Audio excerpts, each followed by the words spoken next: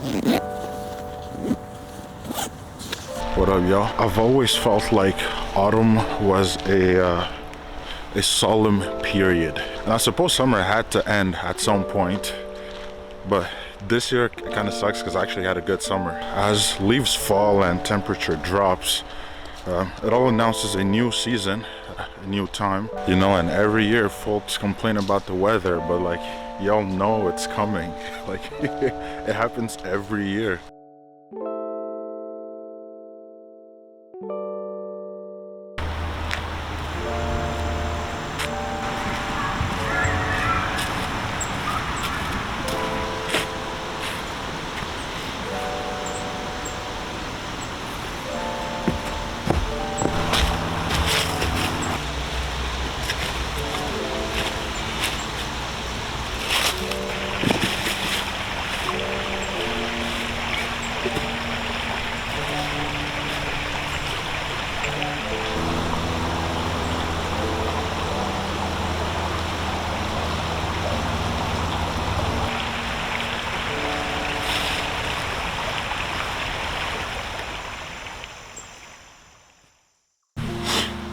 So it was definitely a fun adventure getting down here.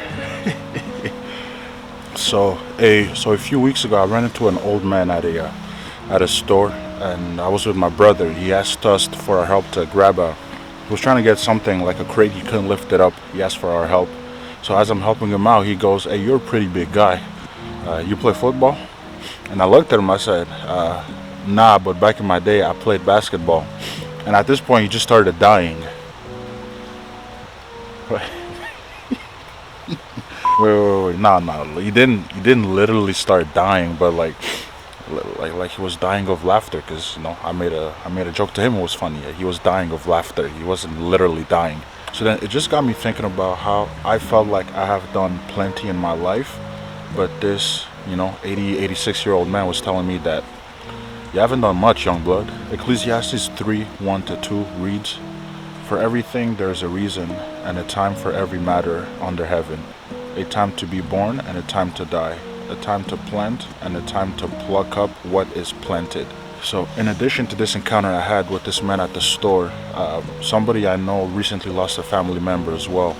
And as I was reading the obituary, I started looking at that verse a little bit closer, because I don't think that in that verse the concept of life and the concept of sowing and reaping were put together just by chance. So kind of my first takeaway from that is that life can be fickle, and that it can kind of be evasive in a sense. "You have made my days a mere handbreadth. The span of my years is as nothing before you. Everyone is but a breath, even those who seem secure." Now that verse just highlights how God kind of looks at time and our lives in general. That it's just kind of like a puff of air, like a short breath for Him. But that's not to say that our lives are insignificant or like that they don't matter, but it's more to point towards the fact that they are fragile and can be very brief. So if we are to accept that truth, then the second part of that verse kind of serves as a warning to us, because by logical deduction, then it would mean that we only have a certain amount of time to plant and to pluck, to sow and reap. Because once your time is up, like, that's it for you. So to kind of put it in context with my own personal life, a few months ago I was asked this question: what's the thing, what's the vision, what's the dream that lies in like the bottom of your heart, in the depth of your soul? And it's that thing where you say to yourself that I can't leave this earth without having done that thing. Deep, right?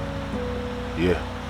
And with no hesitation, I already had an answer loaded, because that's kind of how I just live my life. And my answer is, I don't want to leave this earth feeling like I haven't emptied myself. Like I need to feel like I give it all away. Everything that I had in me, I gave. Usually when I talk to death about like people that are close to me, they kind of get off put, because yeah, it's like a weird topic to talk about, right? Like nobody's excited about death, so like in a hurry to talk about it. But the way I kind of look at it is that death isn't my fear, it's my fuel. How I go about life is that because I know I have a time constraint, a time limit on doing certain things, I live life trying to do as much as possible so that when my time is up, I have that feeling of satisfaction. I have that feeling that, yeah, like I give it my all with what I had. So for y'all watching this, think about it like this: like how many times in your life, and for anything really, have you seen something and felt it within yourself, like, man, I could do that, or man, I should do that, but then you didn't for whatever X reason, and you went away and like you went back home or whatever, and you just had that that disgusting feeling where like, coulda, shoulda, woulda. I live my life to never ever feel like that, because once it's all said and done, once the dust settles, and once I'm standing in front of the pearly white gates, I want to be able to say that with what I was given, with what I could, I've planted and I've plucked as much as possible. And in that moment, nothing will give me more peace than hearing those 5 words. And that's how I live my life. I hope y'all enjoyed this video. This is my little spot. I really like it. It's very peaceful. But I am also hungry. I had a long day at work. I'm gonna holler at y'all next time. Peace.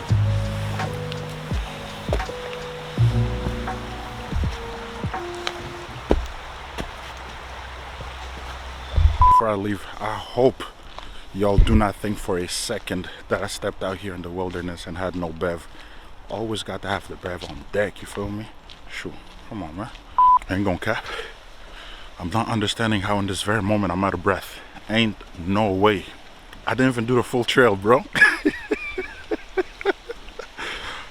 Man. Let me get back in the lab, man.